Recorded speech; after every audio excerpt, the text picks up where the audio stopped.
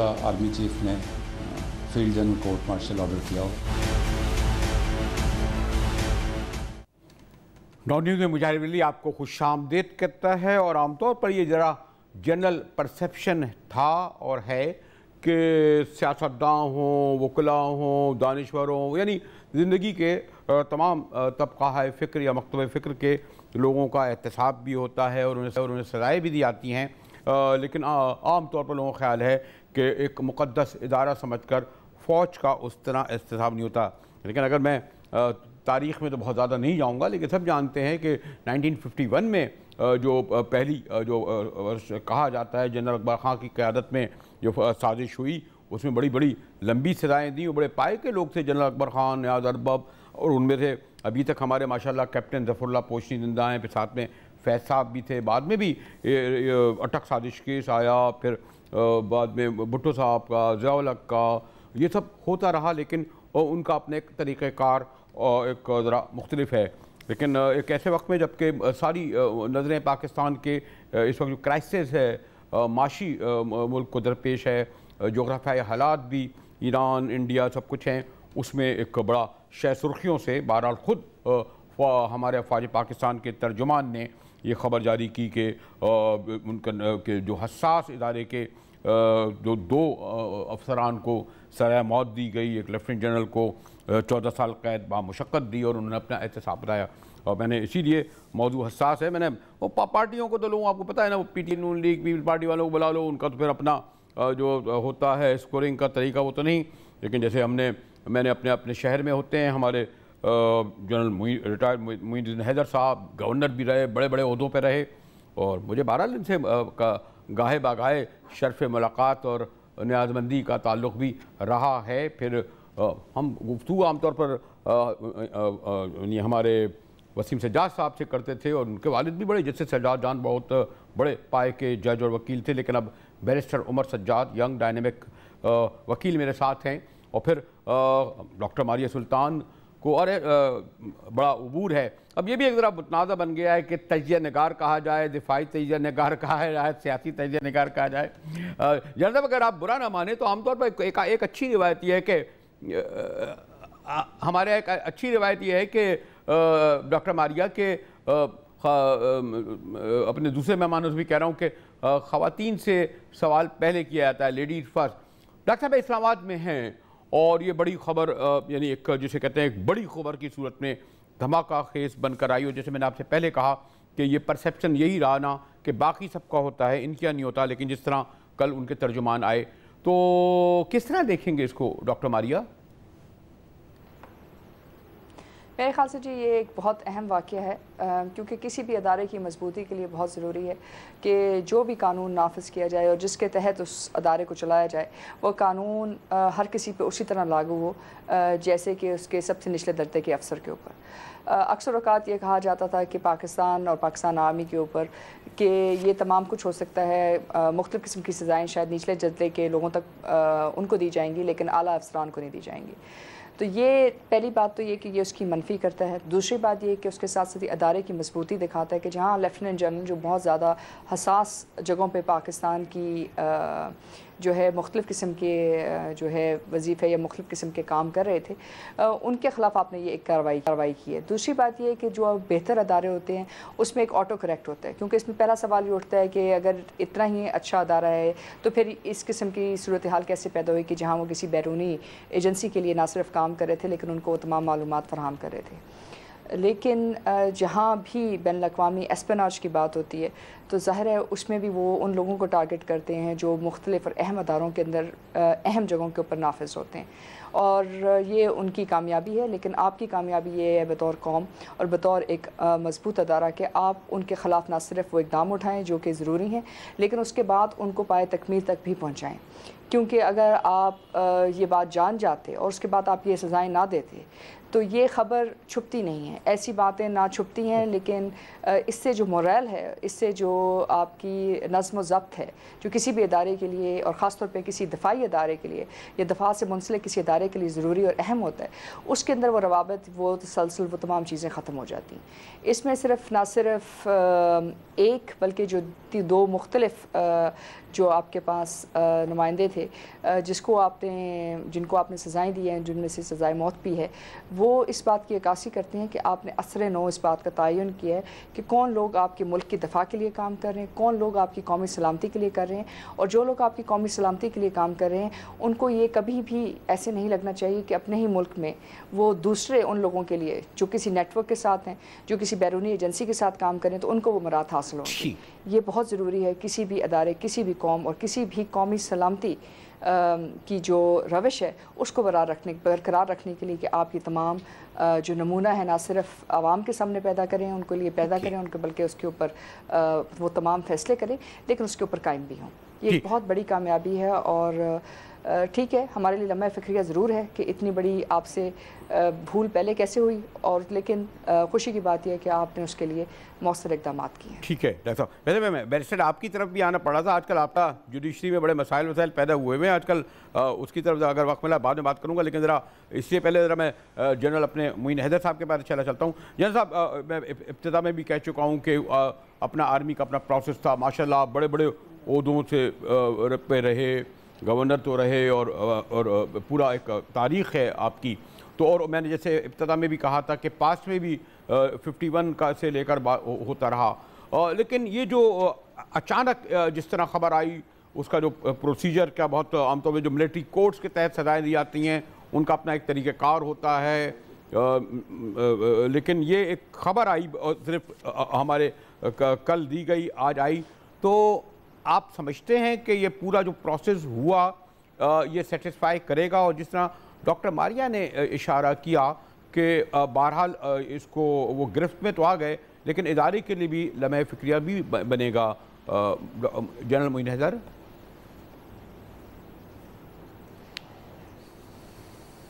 जी general साहब। जी, मुजाहिद परवेज़ से बात यह है कि फ़ौज में तमाम जो लोग अहम ओहदों पर होते हैं उन पे उनके काम को भी मॉनिटर किया जाता है, परफॉर्मेंस को भी, और वो किससे मिल रहे हैं, क्या कर रहे हैं। ख़ुसूसन जो लोग सेंसिटिव अपॉइंटमेंट्स पर होते हैं उन पे ख़ास तौर पे इंटेलिजेंस वाले नज़र रखते हैं किससे मिल रहे हैं, किससे कांटेक्ट है, क्या है।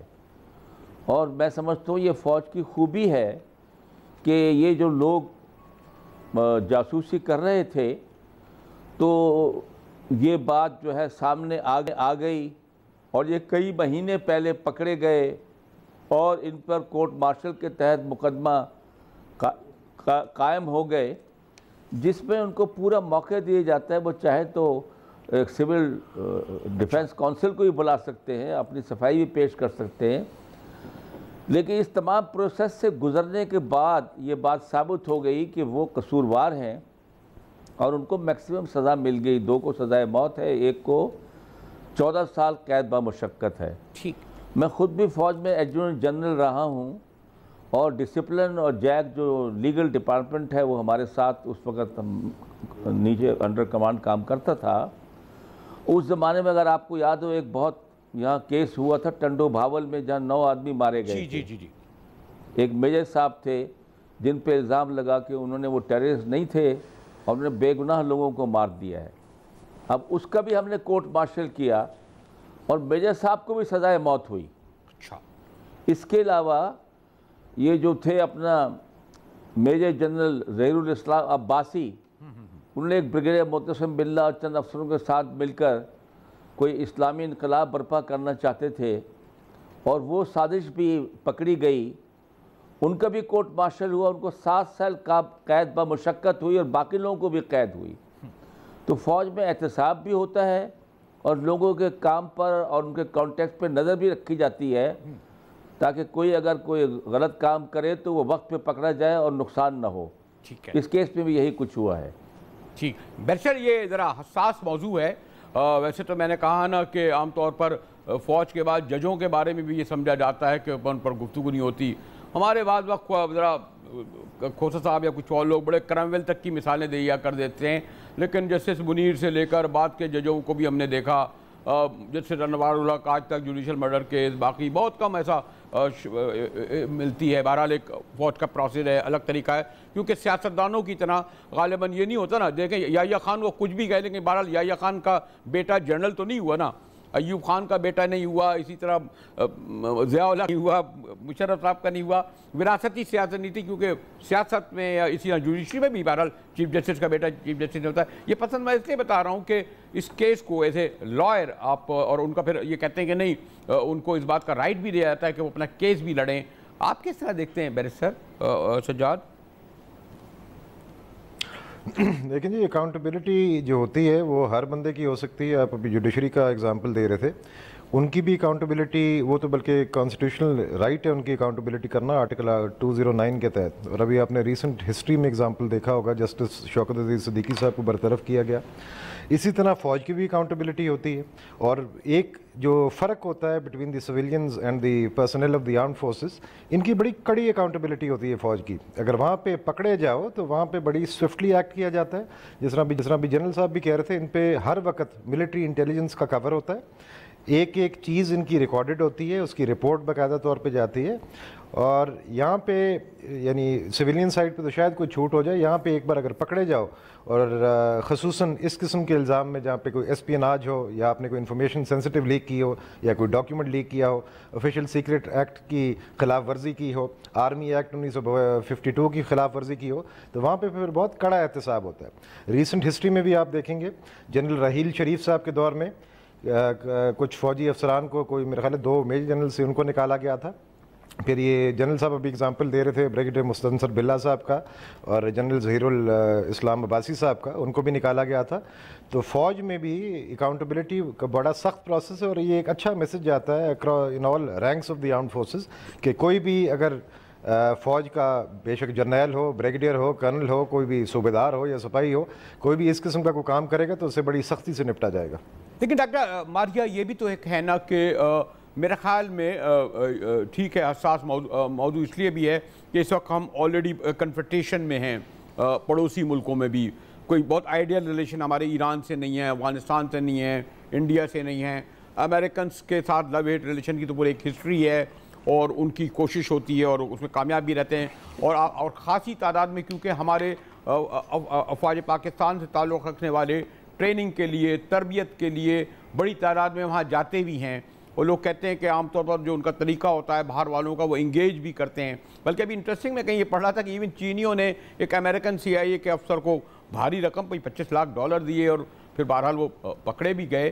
तो ये जो एक इंटरनेशनल उसमें है, हम काफ़ी महफूज तो हैं, लेकिन आप ये नहीं समझती कि उससे ज़्यादा सेंसिटिव और चौकन्ना होने की ज़रूरत है जितनी इस वक्त है? डॉक्टर मारिया, देखिए, इसमें कोई शक नहीं है कि आपका इस वक्त मुकाबला सिर्फ एक इंटेलिजेंस एजेंसी का नहीं है, लेकिन इस वक्त एक अंदाजे के मुताबिक कहा जाता है कि 35 से ज़ायद बैरूनी इंटेलिजेंस एजेंसीज पाकिस्तान में काम कर रही हैं। और ज़ाहिर है अगर वो आपके मुल्क में काम कर रही हैं तो वो पाकिस्तान के दिफा के लिए काम नहीं कर रही हैं, वो पाकिस्तान के ख़िलाफ़ काम कर रही हैं।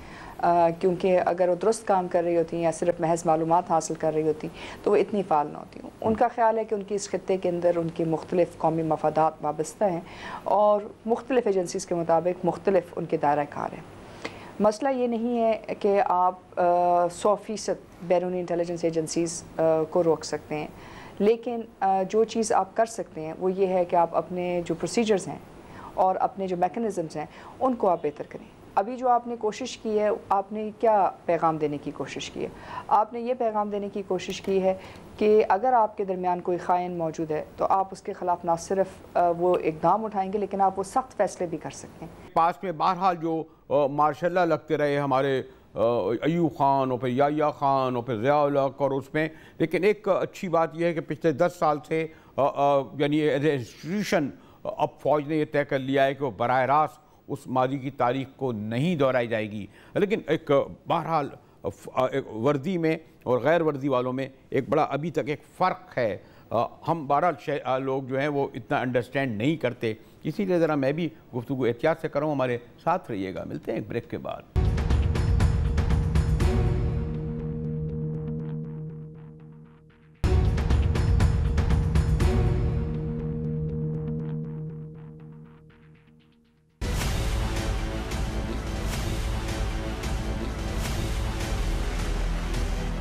There are 2 officers who are under military custody on the charges of espionage.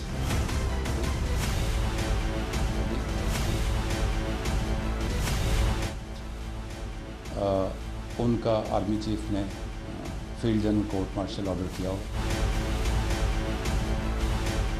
मुजाहिद वली एक बार फिर आपको खुशामदीद कहता है। थोड़ी जनरल साहब कह रहे थे कि आवाज़ की प्रॉब्लम है, इस्लामाबाद से जो हमारी डॉक्टर साहिबा या बैरिस्टर बात कर रहे हैं, वैसे भी इस्लामाबाद से कराची आवाज़ ज़रा कम पहुंचती है। हालांकि डॉक्टर मारिया तो ये कह रही थी जनरल साहब कि आपकी मैं ऑरेंज कमीज़ देख रही हूँ, बहुत अच्छी शर्ट वहाँ से कलर नज़र आ रहा है। ये भी अब आपको आवाज़ आई या नहीं आई जनरल साहब? हाँ देखिए ये आवाज़ आ गई। आप तो खबर पा गई, आपने दे दी। अच्छा वो भी मेरे जरिए यानी बिलवास्ता तौर पर आप तक पहुँचे।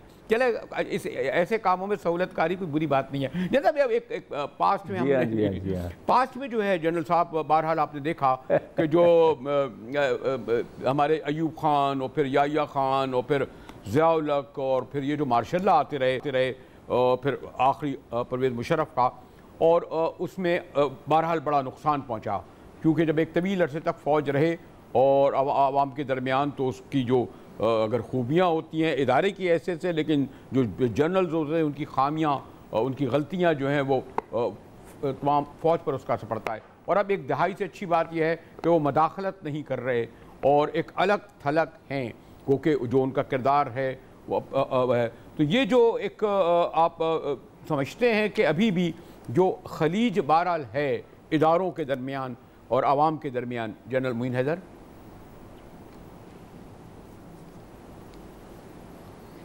जी बिल्कुल सही कहा आपने। एक तो जो अदारे हैं उनके दरमियान जो सियासी हमारे अदारे हैं, सियासी पार्टियां हैं और फ़ौज है, उनके सिविल मिलिट्री रिलेशन में हमेशा कोई ना कोई प्रॉब्लम रहता है। और सियासी पार्टियों का ये ख्याल है कि फ़ौज गालबन कुछ चीज़ों में अपने दायरे से बाहर निकल के इंटरफेयर करती है, उनका ख्याल है, जो ये बात कहते रहते हैं। जहाँ तक आवाम का ताल्लुक़ है, वो तो फ़ौज के अंदर बहुत एतमाद रखते हैं। ठीक। और मुल्क में जितने भी सर्वे होते हैं तो फ़ौज को बहुत हाई रेटिंग मिलती है। दूसरी बात यह है कि फ़ौज की आला कमान ने बहुत सालों से ये फ़ैसला किया है और हमारे मौजूदा चीफ ने बहुत दफ़ा इस बात को दोहराया है कि वो जमहूरियत को मजबूत करना चाहते हैं। वो चाहते हैं कि मुल्क में जमहूरियत का निज़ाम चले, एहतसाब का निज़ाम चले, अदारे मजबूत बनाए जाएं। और वो कहते हैं कि जो कुछ इस सिलसिले में फ़ौज जो कुछ अगर कोई मदद मांगी जाए उनसे किसी फील्ड में, तो वो हर लिहाज से कोऑपरेट करने को तैयार है। अब बात यह है कि फ़ौज ने अपने अदारे को इंटैक्ट रखा है। इसमें आज भी रिक्रूटमेंट मेरिट पर होती है, इसमें प्रमोशंस पोस्टिंग मेरिट पर होती हैं, और यहाँ पर कारकर्दगी जो होती है और मेहनत है उसका सिला मिलता है। तो फ़ौज एक अदारे के तौर पर उसने अपने आप को मजबूत बनाया है और अपने स्टैंडर्ड्स को बरकरार रखा है। और हम यही सब पाकिस्तानी चाहते हैं, हम भी ये चाहते हैं कि सियासी पार्टियां भी नज़्म व ज़ब्त का मुज़ाहरा करें, वो भी मेरिट को फ़रोग़ दें, वो भी नीचे और जो दरमियानी तबके के लोग हैं उनको लीडरशिप में ऊपर आने के लिए मौक़े दें और मौरूसी पार्टियां ना बनें। और दूसरी बात यह है कि मुल्क के मफाद की खातिर वो जो भी बयानात देते हैं या जो भी एक्शन करते हैं, हर चीज़ को खामखा रिजेक्ट नहीं करना चाहिए, हर चीज़ को अपोज नहीं करना चाहिए। ठीक है, चाहे लेजिस्लेशन का मामला हो या कोई और मामला हो। अब अगर जिस तरह और ये मोहसिन दावर का केस चल रहा है, अली वज़ीर का केस चल रहा है, उसमें लोग जो है वो कुछ एक ज़बान बोल रहे हैं, हालांकि वो जो लोग ज़मीन पे एक्शन कर रहे हैं वो पूरी कौम देख रही है कि वो एक्शन ठीक नहीं कर रहे हैं। ठीक है। जो भड़का रहे हैं लोगों को, वर्गला रहे हैं यंग पश्तून्स को, और एक फ़ौजी पोस्ट को घेरना जाके बॉर्डर के ऊपर और उसका घेराव करना या उनको गुस्सा दिलाना, इश्तियाल दिलाना, ये कोई मुहिब वतन लोगों का या ज़िम्मेदार लोगों का काम तो नहीं है। और एक अदारे पर इस तरह कोई अगर हरफ आ रहा है, उठा रहा है गलत बयानी से और ये दबाव डाल रहा है, तो सब सियासी पार्टियों का काम है कि वो इंसाफ से काम लें और अपना जो है ओपिनियन सही सही बयान करें।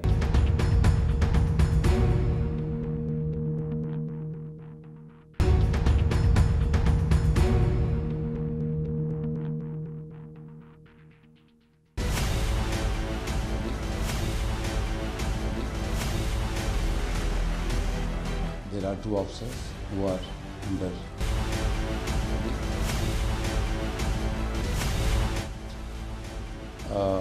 उनका आर्मी चीफ ने field general court martial order किया हो। वैसे जो मैंने सवाल उठाया था असल में ये कि बहरहाल पास को तो हम छोड़ दें, या खान ने क्या करा, यूब खान ने क्या करा, ज़िया-उल-हक साहब ने करा, मुशर्रफ साहब तो रिसेंट हिस्ट्री हैं, लेकिन एक तुर्की की मिसाल बहुत हम लोग मिसाल देते हैं, जरा बहुत ओपननेस है, लेकिन हमारे यहाँ बहरहाल एक खलीज रही है डायलॉग की भी। मतलब पहले ज़रा मेरा ख्याल में हम मीडिया के लोग भी बड़ा मुलाकातें करते थे, आप लोग भी मिलते थे, डॉक्टर साहब का शहर में है ज़्यादा करते हैं, लेकिन अभी भी एक लगता है कि एक क्लोज डोर एक इदारा है। और अब जबकि मीडिया इतना ओपन हो गया है, सोशल मीडिया हो गया है, क्या ये ज़रूरत नहीं है? बहरहाल हम यहाँ इस पोजीशन में तो नहीं है कि उनको सजेस्ट करें, लेकिन ये कि अब वो वक्त आ गया है कि मुकालमा और डायलॉग की ज़्यादा ज़रूरत है। यही सवाल मैं बाद में डॉक्टर मारिया से भी करूँगा। क्यों बैरिस्टर सज्जाद?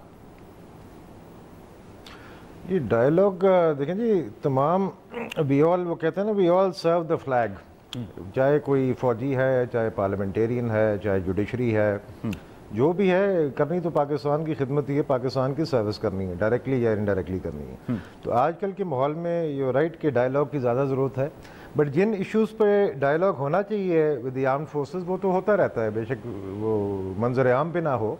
जो इम्पोर्टेंट डिसीजंस होती हैं हमें रियलिटी देखनी चाहिए, उस पे डायलॉग तो होता रहता है, नहीं हो या इस तरह भी हो, इम्पोर्टेंट डिसीजन। लेकिन नहीं, मेरे ख्याल में अब जैसे बात, अब तो खैर किताब भी आने लगी, बल्कि अभी इंटरेस्टिंग वो हमारे पोशी साहब की अब इंग्लिश में किताब आई, बड़ी इंटरेस्टिंग वो किताब आई उस पिंडी साजिश केस पे, हालांकि वो 67 साल हो गए हैं, उन्होंने अभी छापी है और बाद में भी किताबें अब आने लगी हैं।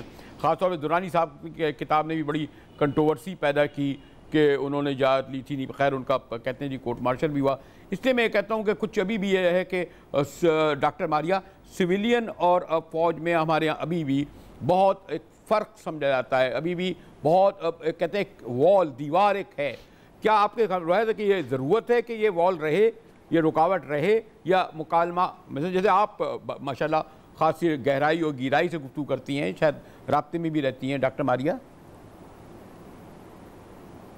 आप कितना सच सुनना चाहते हैं? अगर तो सच्चाई की बात है, मेरे ख्याल से जहां पाकिस्तान अफवाज का आम पाकिस्तानी अवाम के साथ डायलॉग या उनके साथ हम आहंगी है, तो वो यकीनी तौर पे मौजूद है। जहां बात आती है आपके हल्का असर में, तो वहाँ हल्का असर में मसला दरअसल ये है कि इस वक्त हम 21वीं सदी के दफाई चैलेंजेस को फेस करें, जिसमें माशी चैलेंज भी हो सकता है, जिसमें सियासी चैलेंज भी हो सकता है, जहाँ अस्करी चैलेंज तो होता ही है, लेकिन इसके साथ साथ ये बाकी चैलेंजेस भी हैं।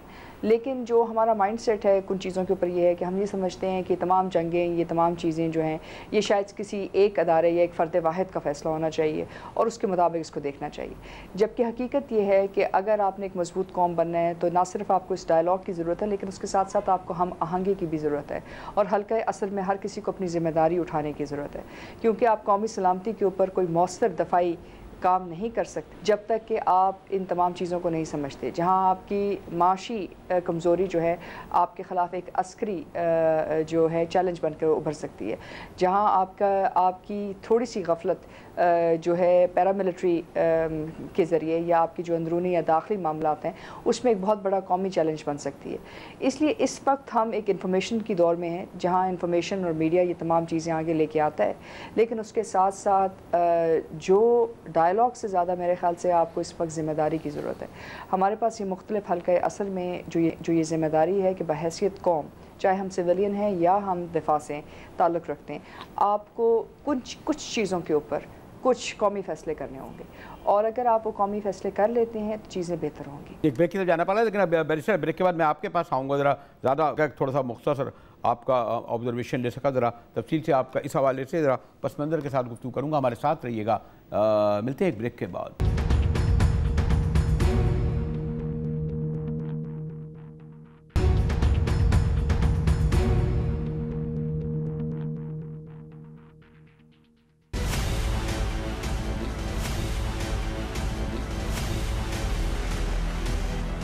there are 2 officers who are under military custody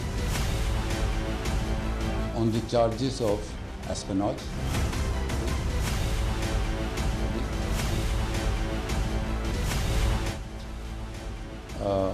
उनका आर्मी चीफ ने field general court martial order किया हो।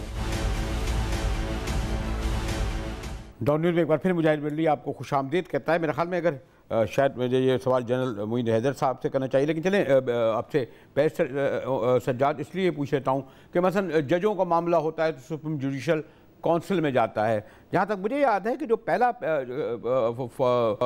साजिश केस हुई थी वो तो साजिश कही गई थी, पिंडी साजिश केस, वो केस किसी मिलिट्री कोर्ट में नहीं चला था बल्कि उस वक्त के शेख जस्टिस रहमान थे, सिविलियन अदालत उसमें चला था। इस्तग़ासा के वकील भी, जो सफाई के वकील भी हमारे सोरवर्दी साहब थे, इस्तग़ासा के वकील भी शायद गालिबन ब्रोही साहब थे, यहाँ तक मुझे याद आ रहा है, लेकिन सिविलियन अदालत में चला था, उन्होंने सज़ाएँ भी दी थी। अब पता नहीं नौयत चेंज हो गई है, मतलब जो फौजी हजरात पे जो केसेस चलते हैं उनको सिर्फ मिलिट्री कोर्ट ही में चला जाता है, वकील भी उनके होते हैं, इस्तग़ासा भी उनके होता है, जज भी उनके होते हैं। ज़रा थोड़ा सा मेरे जहन में इबहाम तो है, मुझे नहीं इल्म के मैं तो बिल्कुल तालिब इल्म नहीं समझता। आप किस तरह देखते हैं बैरिस्टर सज्जाद? ये जो नॉर्मली जो मिलिट्री केसेस होते हैं मिलिट्री अदालतों में चलते हैं, सिविलियन अदालतों में चलते हैं, बट ऐसा सिचुएशन आ सकता है फॉर एग्जांपल कोई मर्डर केस हो, उसमें एक प्रिंसिपल एक्यूज्ड हो जो सिविलियन हो, को एक्यूज्ड हो फौजी हो, और ऐसा एक केस में हुआ भी था अभी रिसेंटली, उसका नाम मैं नहीं लूँगा, बट उसमें ये ऑप्शन होती है कि अगर 2 लोग हों तो उनको सिविलियन कोर्ट पे भेजा जा सकता है, बट अगर स्ट्रिक्टली फ़ौजी मामला हो तो फ़ौजी अदालत ही देखती है, एंड वाइस वर्सा ऑल्सो। ये केस एक ऐसा था, और मैं आपको बताऊं कि फ़ौजी अदालतों में ऐसी सख्ती से निपटा जाता है। एक केस में जो प्रिंसिपल एक्यूज़ था उसको सिविलियन अदालत ट्राई कर रही थी, को एक्यूज़ को फ़ौजी अदालत कर रही थी। प्रिंसिपल एक्यूज़ को छोड़ दिया गया, को एक्यूज़ को सज़ा दे दी गई बाय द फ़ौजी कोर्ट। तो ये अपना सिर्फ बताने की मैं कोशिश कर रहा हूँ कि फ़ौजी अदालतों में डिसिप्लिन बहुत ज़्यादा सख्त होता है, और ये एक अच्छी बात है कि फ़ौजी इदारों को फ़ौजी जो मामलात होते हैं फ़ौजी अदालतें देखिए। और आर्टिकल 199 जो कि बड़ा मशहूर है पाकिस्तान में, इसको रिट ज्यूरिसडिक्शन कहते हैं, उस पर आउस्टर भी है, यानी कोई भी person who is subject to the armed forces law और वाज सब्जेक्ट, उसके खिलाफ रिट नहीं की जा सकती। आपको ये केस लॉ तो ये होगा कि जहाँ पे रिट यानी डाली जा सकती है, बट आज तक कोई फैसला यानी कोर्ट्स उनको इंटरटेन नहीं करते। 3 चीज़ों पे कर सकते हैं, कोरम नॉन जूडिस हो, मेला फाइडी हो, विदाउट ज्यूरिसडिक्शन हो, बट आज तक कभी उन्होंने इंटरफेयर किया नहीं है। तो उसकी मसलियत सिर्फ यही है कि जो फ़ौजी डिसिप्लिन बहुत ज़्यादा सख्त होता है, और उसको सिविलियन इदारे, सिविलियन जो कोर्ट्स हैं उनको इंटरटेन नहीं करते होते। चले मैं कंक्लूड के लिए मैं जनरल हैदर आपसे करना चाहता हूँ, लेकिन यही सवाल अगर डॉक्टर मारिया, बल्कि मेरा ख्याल में अटक साजिशें में ही मेरा ख्याल था कि शायद चौधरी एतरार हसन शायद पेश हुए थे, यानी गो के वो मिलिट्री कोर्ट्स थी, तो ये वाली इसमें क्योंकि एक फेयर ट्रायल के लिए लोगों की नज़रों में आए। डॉक्टर मारिया ये सवाल मैंने इसलिए उठाया था। देखिए ये ज़रूरी है कि जो फैसले मिलिट्री नौयत के हैं वो मिलिट्री कोर्ट्स जो हैं उसको बराह रास्त उसको डील करती हैं। जो आर्म्ड फोर्सेस एक्ट है उसके तहत ये फ़ैसले किए जाते हैं, और जो फ़ौजी डिसिप्लिन है उसके तहत ये फ़ैसले किए जाते हैं। और उसमें जैसे कि साजिद सब कह रहे थे, ज़्यादातर ये फ़ैसले जो हैं सख्त होते हैं, और ना सिर्फ सख्त होते हैं लेकिन जो एविडेंस की बेसिस है वो भी मुख्तलिफ होती है, और उसके बाद जजमेंट की जो फाल या जितनी तेज़ रफ्तारी है वो भी मुख्तलिफ होती है। अगर मैं जनरल साहब जो मैंने वही सवाल किया कि मिलिट्री कोर्ट का अपना डिसिप्लिन, उनके अपने फ़ैसले, लेकिन उसकी इन्फ्लुएंस शायद बड़े लोग अगर हो सकता है करते हों, तो गलती की गुंजाइश तो हर एक के यहाँ होती है ना, यानी फरिश्ते तो नहीं होते ना, चाहे जज हों या जनरल हों, ब्रिगेडियर हों या आम वो हों, गलतियाँ उनसे भी होती हैं, और बाद बड़े बड़े हमारे जजों से और जनरलों से भी हुई हैं। सियासतदान तो खैर गलती वो तो खैर एक चलो हम लोग जो हुए वो तो एक अलग मामला है, इसलिए मैंने ये सवाल उठाया था। मोइन हैदर साहब जी देखिए बात ये है कि फॉर एग्ज़ाम्पल किसी फ़ौजी जवान से किसी से कोई कत्ल हो जाए तो उसका मुकदमा फिर सिविल अदालत में चलता है, और सिविल का थाना जो है वो कमांडिंग ऑफिसर को ख़त लिखता है कि इस आदमी ने छुट्टी के दौरान उससे ये कत्ल हो गया है या ये एक्सीडेंट हो गया है या ये काम गलत कर दिया है और इसको हम सिविल कोर्ट में ट्रायल करना चाहते हैं, तो उसको फिर हैंड ओवर कर दिया जाता है सिविल अदालत के लिए। दूसरी बात यह है कि मार्शल लॉ के ज़माने में ये स्पेशल मिलिट्री कोर्ट्स कायम होते हैं और जो मैंने भी ऐसे मिलिट्री कोर्ट में हिस्सा लिया, उसके अंदर एक लेफ्टिनेंट कर्नल जो होता है, एक मेजर होता है और एक सिविल मजिस्ट्रेट होता है जो सिविल साइड की तमाम चीज़ों को देखता है। बाकी कानून शहादत जो है, लॉ ऑफ एविडेंस, वो एक ही है। पाकिस्तान का जो मिलिट्री लॉ है वो वही एविडेंस और वही तरीके इस्तेमाल करता है जो सिविल कोर्ट में होते हैं। मुझे एक जस्टिस साहब ने एक बड़ी इंटरेस्टिंग बात सुनाई कि जब ये बेनज़ीर साहबा आई हुकूमत में, अल्लाह उनको जन्नत नसीब करे शहीद को, तो उन्होंने कहा कि ये बहुत मिलिट्री कोर्ट्स चले हैं और बहुत उन्होंने फ़ैसले दिए हैं, तो उन्होंने एक खामोशी से छोटा सा जुडिशरी को ये टास्क दिया कि इनके जो केसेस हैं उनको खंगालें और देखें क्या उसमें कानून के तकाजे पूरे किए गए हैं या लोगों को गैर ज़रूरी सज़ाएँ तो नहीं मिल गई या क्या इसमें लॉ के तमाम एंड्स मीट करते हैं कि नहीं करते।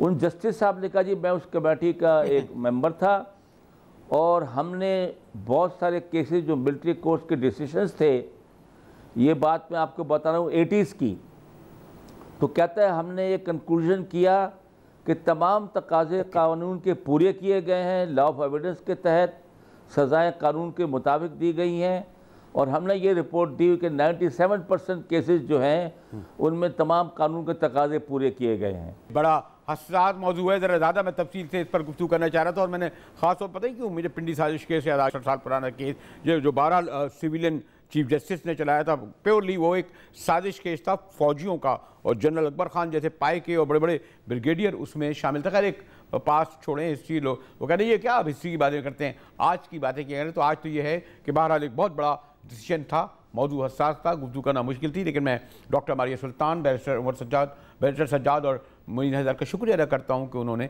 शरीक गुफ्तगू हुए। डॉन न्यूज़ से मुजाहिद बरेलवी को इजाज़त दीजिए।